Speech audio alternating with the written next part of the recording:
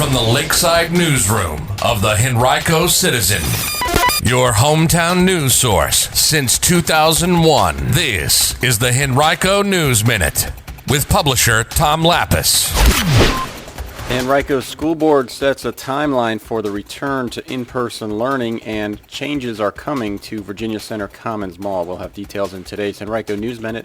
We made it to the end of the week. It's Friday, February 5th, 2021. It's brought to you today by Henrico County. And now for the news. Well, after a few previous attempts and several delays, we now have an official starting date for the return to in-person learning for those Henrico students who have chosen it. The Henrico School Board yesterday voted 4-1 to begin returning those students to school on a staggered basis February 22nd. The board will bring back pre-kindergarten, kindergarten, first and second grade students on that date, while students in grades 3 through 5, as well as those in 6th and 9th, will return March 1st, and then on March 8th, all other secondary students will return.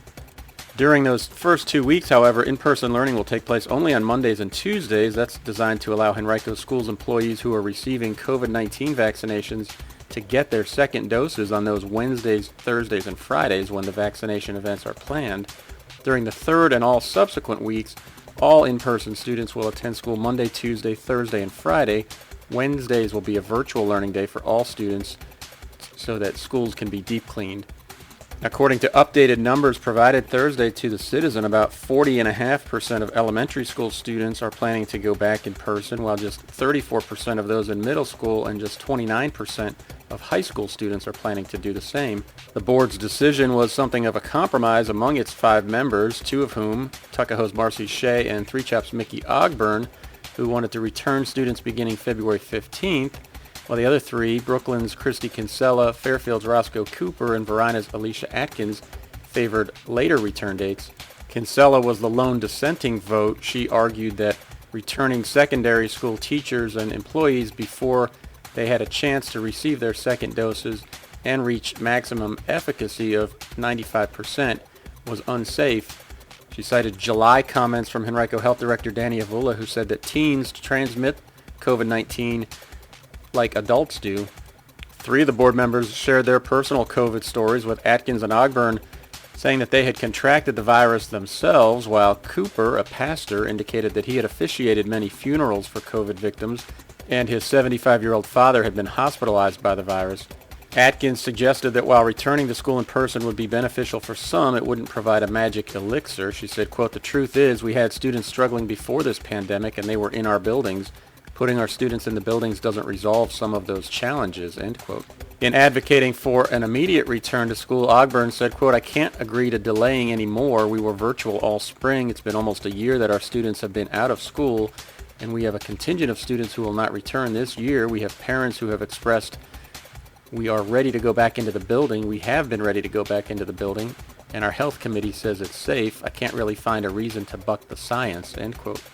Officials said there will be no changes to the plans for spring break in early April, but any students who are traveling out of state will be asked to remain in virtual learning mode for 7 days after returning if they get tested for COVID, or 10 days if they don't. You can read much more of my recap from yesterday's board meeting at henricocitizen.com by clicking on News and then Education. Shortly before the school board meeting at about 11:30, there was a shooting not far from where the board meets. This happened in the 200 block of Newbridge Circle, just behind the Food Lion Shopping Center that's adjacent to the Newbridge Learning Center where the school board conducts its meetings.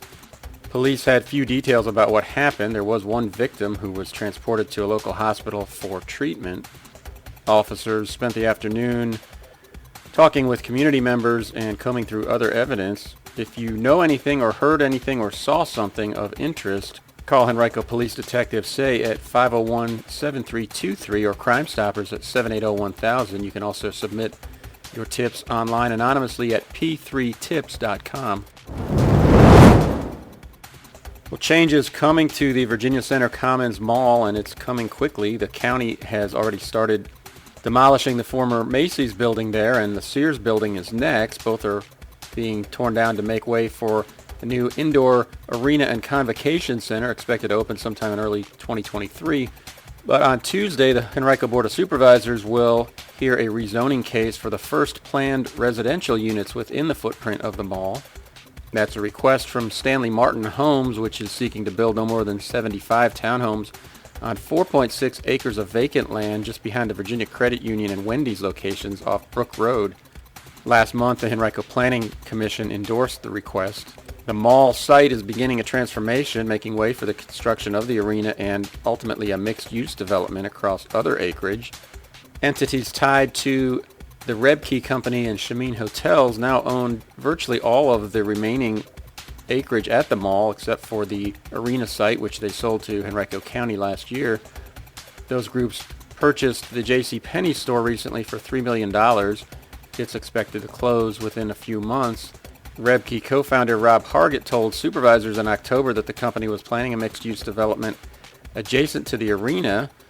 Last month, he told the Richmond Times-Dispatch that he and his group are planning to submit a rezoning request this month that could seek approval for as many as 400 apartments on the Penny site. U.S. Congresswoman Abigail Spanberger is seeking Valentines for Vets. It's part of her annual program to collect and distribute Valentine's Day cards for 7th District veterans. You can participate by dropping off or mailing cards to her Henrico County District Office. A contactless bin will be placed outside of the location for those who want to stop by to physically deliver them. The deadline for submissions is Thursday, February 11th. The office is located at 4201 Dominion Boulevard, Suite 110 in Innsbruck. Last year, she received more than 1,900 Valentines to be distributed to seniors.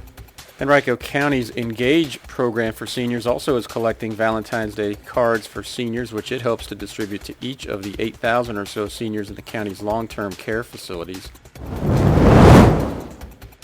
State lawmakers this week unanimously shot down legislation that would have required employers to provide hazard pay to essential employees and provide protective equipment in the event of a stay-at-home order. The measure would have required employers to pay 1.5 times the regular rate of pay for hours worked during a stay-at-home or shelter-in-place order. Those who failed to comply with it would have been subject to civil penalties of no more than $1,000 per violation. But business owners testified before a House committee that the increase in pay would lead to a cut in jobs.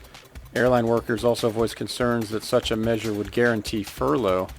During the bill's hearing in the Committee on Appropriations, multiple lawmakers also noted that it would have tremendous potential to derail the budget. The committee voted down the bill 21-0.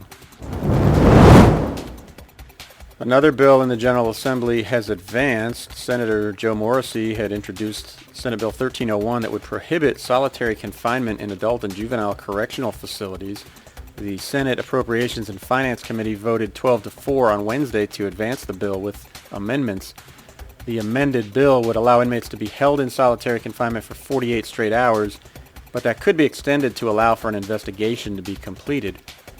The bill defines solitary confinement as being confined in a cell alone or with one other inmate for more than 20 hours a day as an adult or 17 hours a day as a juvenile.